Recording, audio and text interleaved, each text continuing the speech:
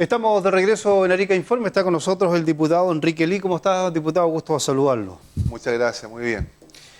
Bueno, esta semana que estamos finalizando ha tenido bastante actividad. Estuvo, bueno, después el martes en el Congreso, vino a Arica, ¿cierto?, a la actividad del 7 de junio, y donde participó también con algunas reuniones con la ministra de Bienes Nacionales, que estuvo de visita acá en esta ciudad hasta el día de hoy. Sí, bueno, buenas noches a todos en sus casas.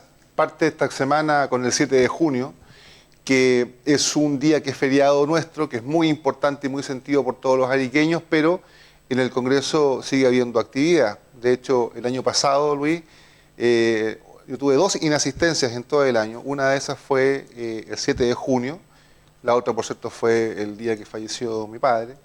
Y bueno, uno trata de cumplir ambas labores, por lo tanto me pareció que era relevante estar nuevamente en el aniversario de nuestra ciudad, en el día que además que se conmemora las glorias del ejército, de la infantería. Y por cierto que ese mismo día, políticamente había un hecho también relevante en el Congreso, que era la votación por el sexto retiro, que yo había anunciado mi voto a favor, así también lo hice con el quinto retiro el año pasado, pero que ya se sabía que no iba a prosperar. Por lo tanto, el haberme quedado en el Congreso para haber votado, como había anunciado que lo iba a hacer, no iba a significar ningún cambio en el resultado final. Aquí las fuerzas políticas del gobierno se unieron a las fuerzas de la derecha para impedir que hubiera un retiro de algún porcentaje de los fondos de ahorro previsional.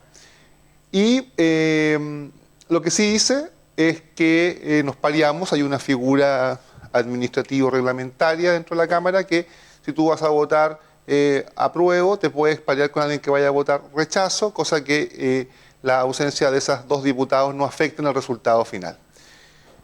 Así que me pareé con la diputada Cariola, que iba a votar por el rechazo, y bueno, el resultado era el esperado, el que ya habíamos anunciado además en varios medios de comunicación, porque había una amplia ventaja por desaprobar el sexto retiro.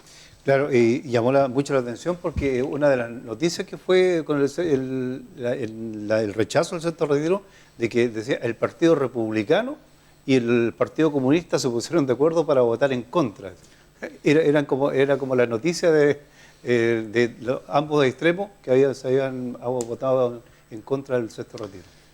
Yo pienso, mire, lo más sano, y se lo digo con mucho cariño a la gente que me pedía en las calles que votara a favor del sexto retiro, es dar vuelta a la página, digamos, porque la verdad es que políticamente esto no tenía mayor apoyo. Yo estaba convencido que era una buena oportunidad nuevamente de mostrarle un guiño a la clase media chilena.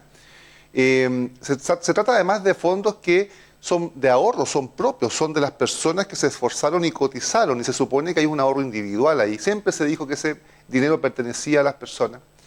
Por otro lado, los argumentos que siempre se dieron, esto de la inflación, mire, Luis, la inflación que afectó a Chile afectó a todo el mundo. Nadie me va a decir que por haber retirado fondos provisionales en un país tan pequeño como Chile aumentó la inflación mundial. La inflación, la verdad, es que tiene múltiples componentes. Estábamos en un tema de recesión económica, estábamos con falta de productividad, porque además el transporte de los insumos era muy dificultoso por el tema de la pandemia y la crisis económica subsecuente. Había un escenario además favorable en el sentido de que justamente las tasas de inflación iban a la baja, siguen yendo a la baja, y por lo tanto probablemente un retiro no hubiera afectado tanto. Además que no hay que olvidar que es muy probable que los retiros anteriores hubiesen favorecido la dinamización de la economía. Mucha gente retiró ese dinero, hizo pequeños emprendimientos, algunos compraron sus vehículos, hicieron de Uber, otros se compraron cocinas semi-industriales, hicieron comida, algún tipo de delivery también, y subsistieron y lo pasaron muy bien y se dinamizó la economía. Pero bueno, insisto, lo más sano, y de todo corazón se los digo, es dar vuelta a la página. Aquí claramente el tema que más llamó la atención es cómo un sector político se dio una voltereta respecto a su posición inicial, que era de apoyar los retiros, y hubo un levantamiento de una bandera electoral al respecto, y ustedes ven que una vez ya en el gobierno es distinta la cosa, hay que administrar. Y yo solamente les digo que cumplí mi palabra, a pesar de todas las proyecciones y todo el marketing que se hizo, que fue tremendo, para tratar de convencer a la gente que ahora Lo que antes era muy bueno, ahora iba a ser muy malo. Bueno, así es la vida y lo que sí es importante ahora es seguir trabajando para mejorar el bienestar de toda la población, pero sobre todo a la clase media que ha sido la más golpeada en el último tiempo. Hoy día se conoció una noticia de que el gobierno que había señalado, ¿cierto?, en su campaña y al comienzo del gobierno del presidente Boric, que iba a terminar con esta figura del delegado presidencial. ¿Se acuerda que hubo ahí, y él se había comprometido que se iba a acabar para darle mucho más fuerza a los gobernadores regionales? Resulta que hoy día se conoció la información de que el gobierno va a presentar un proyecto para no terminar con va a terminar con la palabra delegado presidencial, va a continuar esa figura, pero hoy día la figura va a ser el coordinador regional. ¿Qué le parece a usted eso? Porque hoy día están todos reclamando, especialmente los gobernadores regionales. Ay, Luis, mira, la política que a mí me parecía una cosa tan especial, tan delicada, ¿no? Y que incluso era imposible que yo me metiera a política sin antes, por ejemplo, haber estudiado Derecho. Yo estudié Derecho no para litigar en algún tribunal, yo estudié Derecho y me recibí como abogado para meterme al terreno político porque me veía algo muy serio. Pero de repente cuando uno ya está en el terreno político y se da cuenta que estas tomas de decisiones no son muy serias, porque, mire, la pregunta que yo le hago a la gente en la casa, con mucho respeto por lo demás. ¿Ustedes creen que el presidente Boric hubiera prometido que le iba a traspasar más atribuciones a los gobernadores regionales y más recursos a los gobernadores regionales si estos gobernadores no hubieran sido mayoritariamente quienes apoyaron su campaña presidencial? Recordemos que solamente un gobernador de todos los gobernadores de Chile es opositor al gobierno de Boric. De la Araucanía. Que es de la Araucanía. Todo el resto participó en la campaña del presidente Boric. Por lo tanto, era un pago político, era un retorno, ¿no es cierto?, al favor político haber apoyado su candidatura, el decir, bueno, ahora yo les voy a dar más poder, les voy a dar más recursos. Pero ¿qué pasó?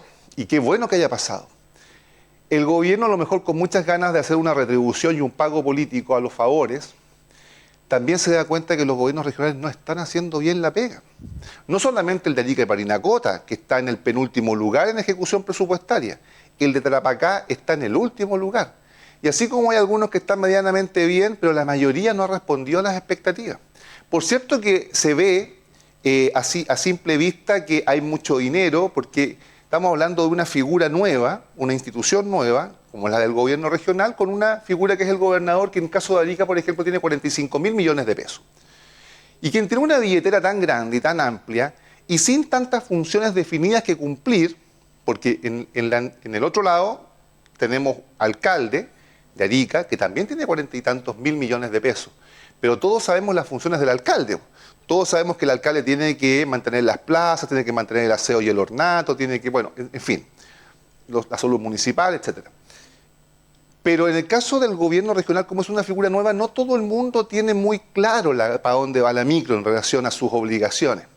Entonces en algunas regiones se compran helicópteros, en otras se compran botones de pánico, en otras se favorece la construcción de jardines y plazas, en otros se entrega plata a proyectos personales de emprendimiento sin mayor control, etcétera. Eso pasa en todo Chile, es un cierto desorden, porque nadie tiene a ciencia cierta muy claro cuál es la tarea del gobernador. Algunos gobiernos les meten la seguridad, otros no les meten la seguridad. Lo cierto es que la billetera son 45.000 millones de pesos. Y eso es harta plata. ¿Ah? Yo el otro día hacía un ejercicio de si dividíamos los 45.000 millones de pesos por el número de habitantes que tiene Arica y daba unos buenos millones de pesos por cada uno. Entonces se transforma en una figura media peligrosa, porque claro, si bien es cierto, bien invertidas pueden significar el desarrollo de un territorio y de su gente, también mal invertidas pueden significar el financiamiento de una campaña electoral, en donde finalmente no vamos a ver nada de desarrollo. Yo creo que el presidente Boric se dio cuenta de eso. Y entonces se dio cuenta también que era importante no abandonar la figura de un delegado presidencial, de un representante. Y claro, como tenía que cumplir la palabra empeñada, entonces le dice, bueno, yo prometí que iba a terminar con el delegado presidencial, efectivamente lo va a cumplir, se va a terminar el nombre, pero va a quedar un coordinador. Yo pienso que el camino hacia la descentralización a través de los gobiernos regionales debe seguir, pero debe seguir con cautela, debe seguir con prudencia. Lo hemos conversado largamente con el ministro de Hacienda, con las directoras de DIPRES. Esto no puede transformarse en un Transantiago de que golpe y porrazo, porque nos puede ir muy mal, y en vez de ir avanzando hacia la descentralización, de repente podemos dar 2, 3 o hasta 4 pasos hacia atrás y volver a ser un país centralizado. Yo creo que los gobiernos regionales hoy día están muy ávidos de poder, están pidiendo más atribuciones, incluso aquellos que lo están haciendo mal y en los rankings están en los últimos lugares también quieren más poder y también quieren más dinero. Yo creo que tenemos que ir con mucha cautela al respecto. Es la recomendación que le hemos dado también a las autoridades del nivel central. Bien, pues, diputado, muchas gracias por acompañarlo. La próxima semana podríamos conversar de las 10 comunas más peligrosas donde está nuestra ciudad en el 7º lugar. Así es. Hoy. Bien, pues muchas gracias, que esté muy bien. Buenas noches. Vamos a una pausa y estamos de regreso después de conversar con el diputado Enrique Lee.